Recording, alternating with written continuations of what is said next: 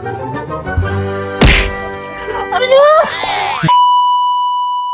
O, ba't hindi mo patibain? Maya-maya, nag-vlog pa ko. Simula. Lumayas ka rin naman dyan! Hello mga ate ko, panibagong araw na naman tayo at panibagong buhay sa ating maghapong gagawin ko ngayon. Samahan nyo nga pala ako at nandito nga pala ako sa duyan at nagpapahangin. Dahil kakatapos ko nga lang kumain, wala naman akong magawa at ano pa nga yung paggagawin ko sa buhay. Hindi magpalaki ng kipay. Charis! Naisip ko nga na wala naman akong gagawin maghapon, ano na lang kaya't kumuha na lang ako ng aming memeryendahin para naman matuwa ang mga kapatid kong Kemedora. At nandin na naman ang kapatid ko, ex-senadora sa aking buhay. Akala mo yung megaphone, ang bunganga. Nakakarindi na din naman. Pumasok na ako sa aming kwarto para mag-ayos ng aking muka. At ayan, nilagyan ko na nga ng lipstick para magmukhang pusa. Meow, meow, meow.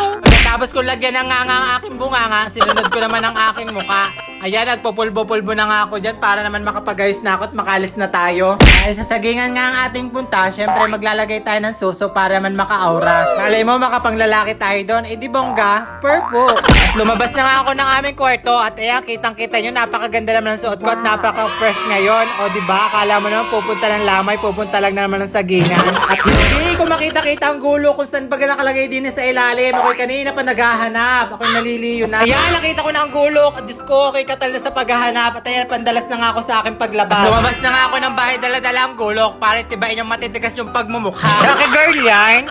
Nandini na nga tayo sa may kalsada. Nag-iinarte pa nga ako dyan. Akala mo naman Diyosa.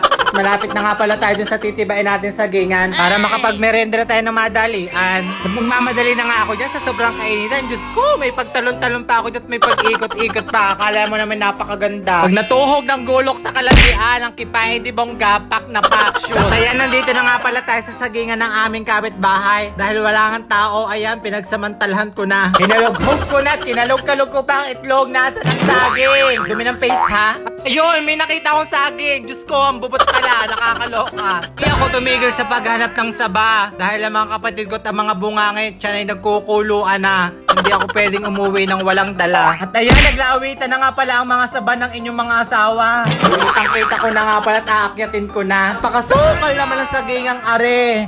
Pati ang kipay ko, nangati na. Parang bulbol na nagkabuhol-buhol na din eh. Ko'y napawaw na lamang Ayan, nagsimula na nga pala akong akyatin ang Mount Everest para makuha ng sabat. Ako'y gutom na talaga. Ayan, dire-diretso na nga ako ng pag-akyat dyan. Katal na nga ako at malapit ko na nga palang matiba. Ayan, nandito na nga pala tayo sa tuktok ng Mount Everest. Ngawit na nga pala ang kamay ko dyan. Diyos ko, hindi pa malaglag-laglag. Tinibati-bati, nagataga ko na. Ayan, nalaglag na sa wakas. Nagmadali-madali na nga ako sa aking pagbaba. Nagkandahilo-hilo na nga ang baklat. Hindi na nga makita kung nasan nga ba ang saba. Pero ayan, nakita ko pa din. O, diba? Perfect, tagumpay. May saging naman. At ayan, hindi na natapos-tapos ang pagtitiba ni bakla. Pinaikot-ikot ko na nga at hindi pa mabali-bali sa sobrang tigas ng yung pagmumukha. Sakit nga ng aking kamay. Diyos ko, tinanggal ko na ang aking gulo. Sa sobrang tuwa ko nga, inikot-ikot ko nga ang saging dyan. Akala mo naman, dancer ni Kuya Win.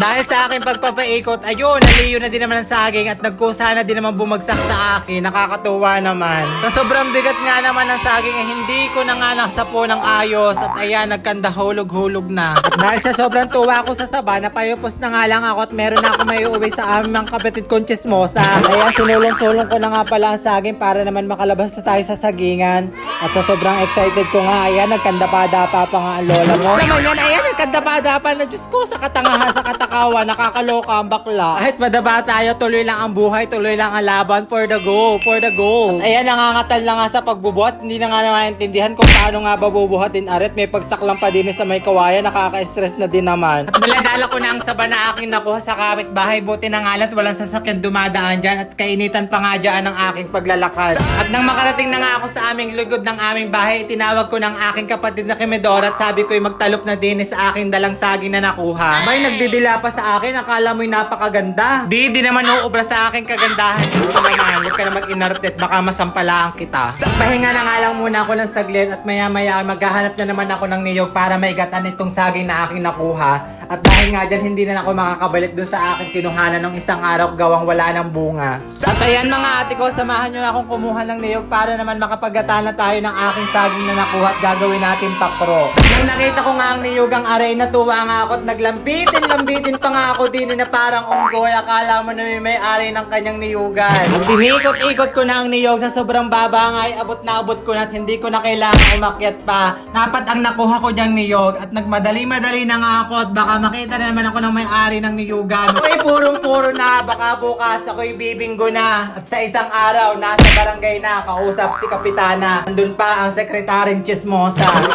At nagtatakbo na nga ako dyan, dala-dala ang mga niyog kong nakuha sa sobrang init. Diyos ko, paso-paso na ang aking paa. At ang susuko'y nag-aalog-alog na. At dala-dala ko na nga niyog na aking nakuha doon sa kabukiran. Sabi ko nga sa kapatid ko, ilaga na ang saging para masimula na. Naku, hindi pa pala nagagatungan. Akala ko na may nailaga na, hindi pa pala. At nagkanda pawis-pawis na ang aking katawan sa sobra namang kainitan ng panahon. At kaya naman na ipagpagpag ko na ang aking napakahabang palda. Nakakaloka talaga. At nag-uutos na naman ang kapatid ko. Nakuhanin naman daw doon ang lamesa sa aming unahan. At nakakalat lang doon at pinagtutuyuan ng kalamihan. Dinaladali ko na nga ang pagbubuhat din sa lamesa at dinala ko na sa likod para naman makapagsimula na kami ng aming kakaining merienda mamayang hapon. At pinagtaga-taga ko na nga ang isang buong buwig ng saging para naman mailagan at maigatan na. At nang napagpiling-piling ko na ang aking nasaging na nakuha, ay nagsasayaw naman ako, nakala mo si Juanita Banana. At inutusan ko na nga ang aking kapatid na maganda na sabi ko'y mangahoy na para naman makapagdupong na sila at ako na may mamaya na at magpapahinga muna. At pagkatapos naman kumuha ng aking kapatid ng panggatong ay biglang dumating ang aking pinsan na nakaamoy na meron din magluluto sa aming likuran. Kaya nga tinawag ko na at sinabi kong tumulong na lang din na may pakinabang naman para naman makakain din siya. At nagkanda usok-usok na nga din sa likodan, pati aking puwet ay napausok na din naman, pati aking sinampay, Diyos ko, nadamay. Agad-agad ko nga nilikom at dinala din sa gilid ng aming bahay.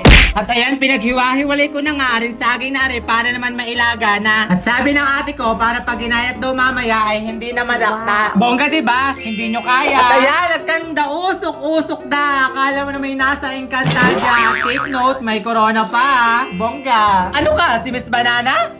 At sinalang ko na nga dito ang kaserola na may banana para naman mapalambot na. At naisalang ko na rin aking kaserola at ang pinsan ko na may nandin nagbibida-bida. Akala mo na may maganda. At ayan, inagaw ko na nga at akin naman tong eksena. Tabi dyan.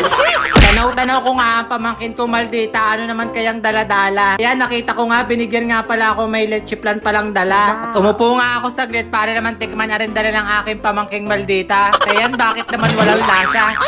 Leche! Plan. At sumenyas nga pala ako sa pamangkin ko at sabi ko pahingi akong tubig at ako'y nauuhaw. Agad naman nagtatakbo at maya-maya dumating na kasama pa ang kanyang mamang Luka. At nagkangangati na nga ang aking katawan, pati ang aking kasingit-singitan. Sino ka namang hindi na mangangati? Ikaw ka naman ang umakyat doon sa sagingan. At kumuha ng nyog doon sa may kabukiran. Buhay probinsya nga naman. It's Marites time. Sino naman bagang pinag-uusapan yung buhay na sisiraan nyo na naman?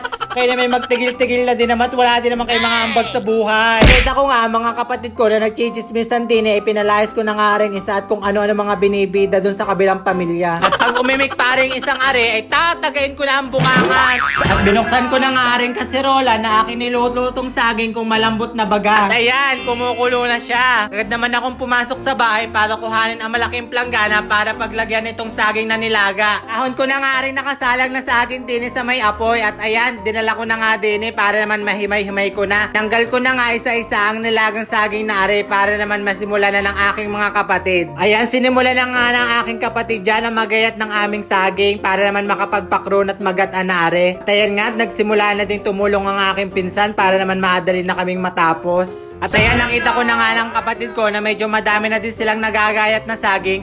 Agad ko namang tinalupan at kinayot ng niyog para naman makapagata at makapagluto na kami ng aming meriendang kakainin. At ayan, tinawag ko na nga ang kapatid ko, napakasarap ang higa sa likodan at sabi ko ay maggata na para naman makapagluto na. At ayan, matapos na sa pagpiga-piga ng aming gata, ayan, kinuha ko na at dinala ko na para maisalang na. Habang dala ko na ang kaserola ay may pag-ikot-ikot pa nga dyan ang bakla, akala mo na may napakaganda, hindi naman pala. At nang mailagay ko na din ang kaserola sa apoy, agad ko namang inayos para naman madali ang ating pagkulo. At pinakuha ko na nga sa pinsan ko ang kanyang matigas na pagmumukha para naman mailambot na at may sama na din sa aking gata. At hinalo, halo ko lang, pakro. Ang tagal din namang maluto. Napag-isip-isip ko nga mayuhan na ngayon, kaya nga yan, pinaglaruan ko na nga ang apoy, may pag-ikot-ikot pa nga ako dyan, masusunog pa ang mukha. At kala mo naman pabarada din sa Sitio Paho, Barangay Carubing 1, Calapan City, Oriental, Mindoro. Pakpak, o diba pak? At ayan, nakita ko na nga medyo malambot-lambot ng ating pakro. At ayan nga, kinuha ko na nga ang pangalawang gata at ang kaking gata. At ayan, lagay ko na nga dyan yung gata para naman manamis-namis na at para naman matapos na. At ayan, nilagay ko na nga pala ang sugar de papa mo dito dahil sa kakatihan mo. Long hilo na nga ang bakla sa paghahalo, hindi na maintindihan kung anong oras para maluluto. At nagpahinga na nga pala ang bakla dyan, akala mo naman napakaganda, Diyos ko, nakakaloka. Naglaro na naman ang ganda-ganda. Mukha naman tumbalang.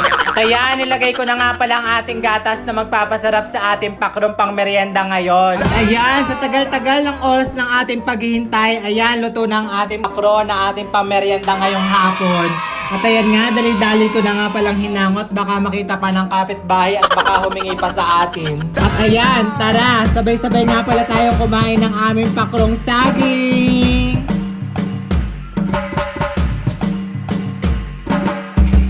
Tara, kain tayo.